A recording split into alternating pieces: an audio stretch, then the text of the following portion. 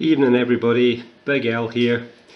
You'll remember my last video, I mentioned that I received this coin from a colleague at work.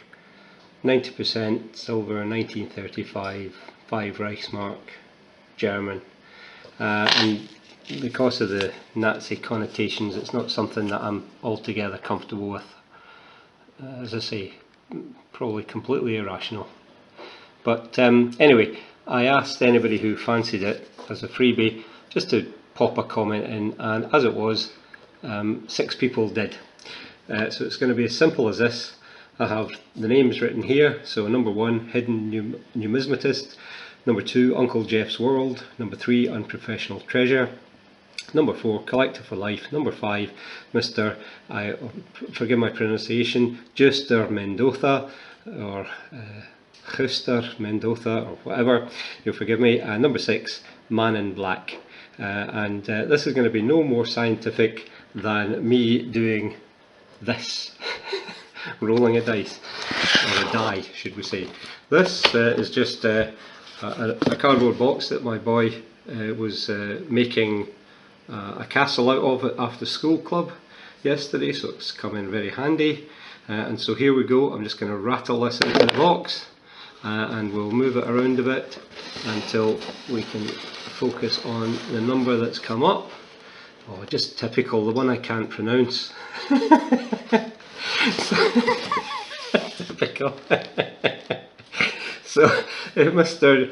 Juster Mendoza, Juster Mendoza, could even be German, I suppose, with an umlaut above the O instead of an E, so Juster Mendoza.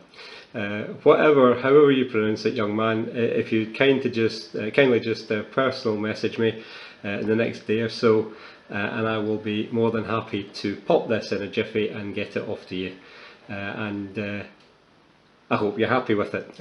You know, as I say, I think it's about 4/10 of an ounce of silver, so if nothing else, it's a handy little addition to the stack. So as I say, just PM me and I'll get it off to you. For the other 5, thanks for entering the little draw. I'm sorry I only had the one little prize to give you, but as I say, better luck next time. Right, let me just get on to what I really wanted to make this video about tonight. Give me just a couple of seconds. Okay then, so here we go. Remember a couple of weeks ago I mentioned that I'd won 3 auctions. A guy was selling a whole load of Franklins, 25 in total, and lots of 5, and I picked up 3 lots, so I got 15 of them. Well, when they arrived, they're all pretty good nick, and 10 out of the 15 were years and mints that I didn't already have. I'll let you have a quick look at those shortly. And I'm now in a stage when it comes to the Franklins. I think there was 35 different years and mintages altogether, and I have now got 20. But I've also got a load of duplicates as well. So I'm going to show you these quickly, and then I'm going to show you one of these. Look, I've got so many Frankies. I've got one of these. Anyway, quickly running through these ones. These are all in pretty good nick. You know how I love this stuff. So 1948D, very fine, lovely nick. That one, a 1950, just the Philadelphia. I always say just the Philadelphia mint. I apologise to the city of brotherly love for every time that I say just. You're the seat of your democracy, the birthplace.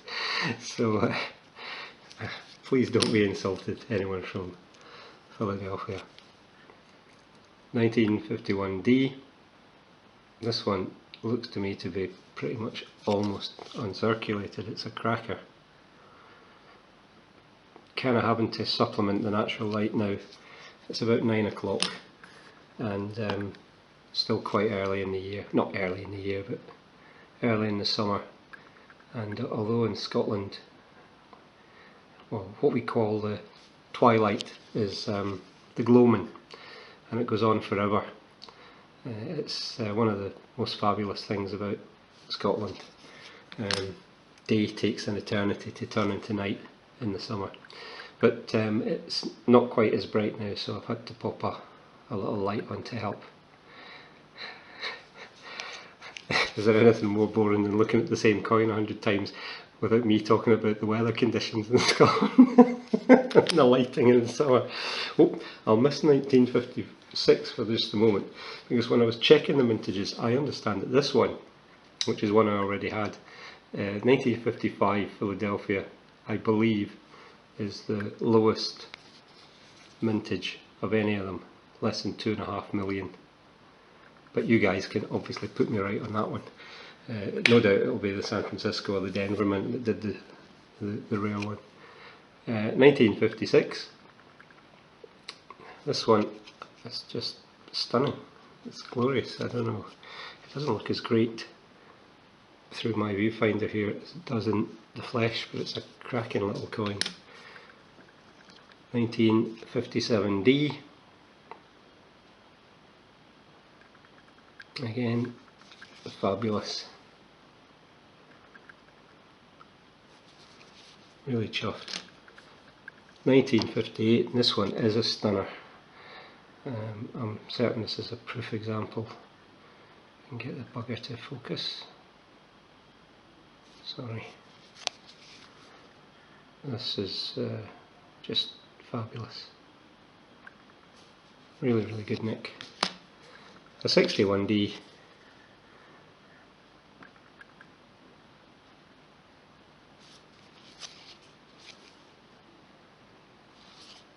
And a 1963.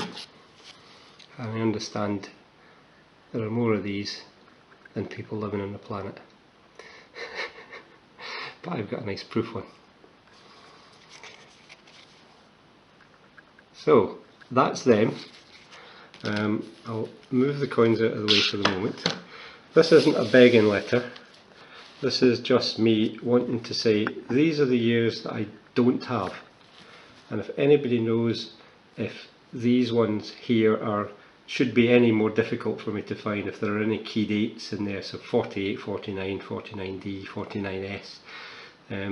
I know that 61 and 62 shouldn't be that tough. I don't think they've minted millions of them.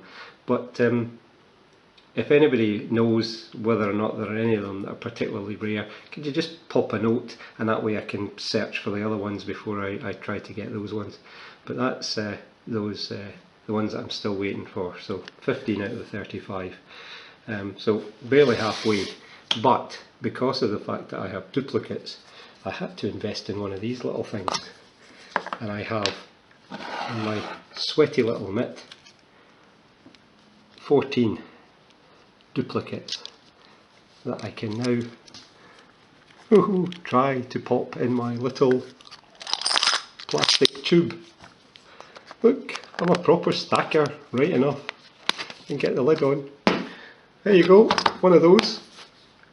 14 Franklins. How chuffed am I? Pathetic, isn't it? But obviously, as well as those ones, the Franklins, you know my great love for obviously the Morgan dollar and the peace dollar. Now, I believe that I should hopefully be able to get the full set of the peace dollars, maybe not the 1921, but this one is a 1928 S that I didn't have before, and it's in lovely condition. And although I think the normal going rate over here, we reckon if you can get one for about 17 quid or so, you're paying about the right price. This one cost me £19. But I would never say that 1922s and 23s are 10 a penny, but they're a lot easier to get. So I was happy enough to pay a couple of quid extra for this one, and this one just arrived today. And it's a stunner. Another belter. So I've really been really excited about the pickups I've had recently. Those British crowns, the Yankee stuff, you'll forgive me Frankie P, the US stuff, and as I say, getting my own little plastic tube. How cool is that? So that's that for the moment. Please, as always, forgive me for droning on about all things American junk. I'm as happy as Larry with what I have got at the moment. Please let me know what you think. Like, subscribe, obviously leave your comments, good, bad or indifferent. And as I say, thanks again for the half a dozen guys who entered my little mini contest, and good luck to all of you. I'll get the prize off as soon as I can in the next day or two, so get your address to me and I'll be happy to do so. But in the meantime, have a great week everybody, what's left of it, and I'll see you all soon. Bye bye.